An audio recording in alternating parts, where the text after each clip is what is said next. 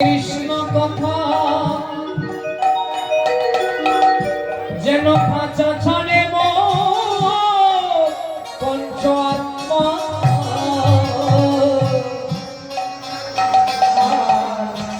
ভক্ত মুখে হরি কথা যেন খাঁচা ছাড়ে পঞ্চ যখন বল্লভের হয় মহাযাত্রা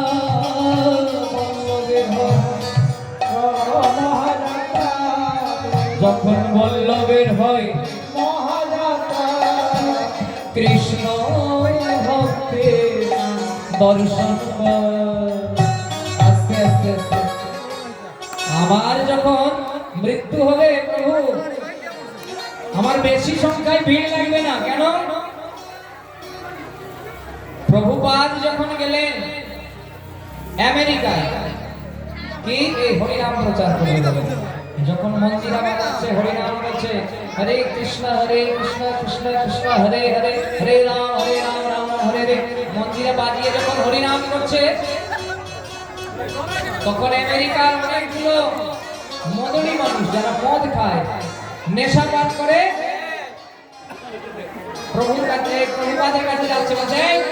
আপনি কে হরিনাম ভারত থেকে এসেছে হরিনাম সনাতন ধর্ম প্রচার করতে তো কি হলো আমাকে দীক্ষা দাও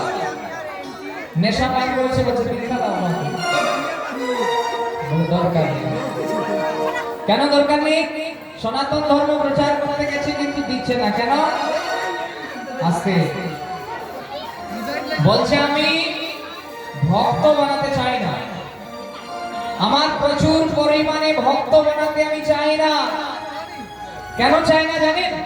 তো বলে শুনো বলে উদাহরণটা শুনলে খুব ভালো লাগবে আপনাদের বলে কি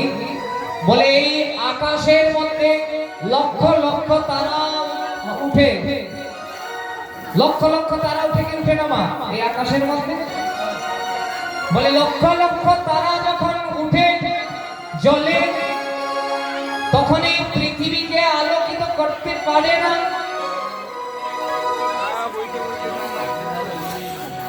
আর সেই আকাশে একটা মাত্র চন্দ্র উদয় সেই একটা চন্দ্রই সমস্ত বিশ্ব ব্রহ্মাণ্ডকে প্রকাশিত করে দেয় তো বলছে আমি এখানে তারা বানাতে আসি না বলে যেমন লক্ষ লক্ষ তারা একটা পৃথিবীকে প্রকাশ করতে পারে না তেমন আমি লক্ষ লক্ষ ভক্ত বানাতে চাই না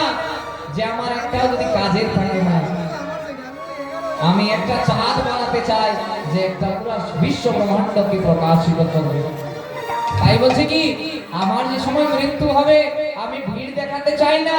আমি চাই কি জানো প্রভু তোমার ভক্ত যদি দুটো আমার সঙ্গে যায় শ্মশান ঘাটে আমার এই জীবনটা সার্থক হয়ে যাবে বলছে কি শুনি ভক্ত মুখে কৃষ্ণ কথা যেন খাঁচা ছাড়ে মোর পঞ্চমতা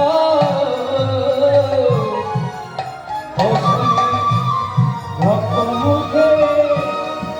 কৃষ্ণ কথা কৃষ্ণ কথা আর খাঁচা ছাড়ে মোর পঞ্চমতা আর যখন বল্লভের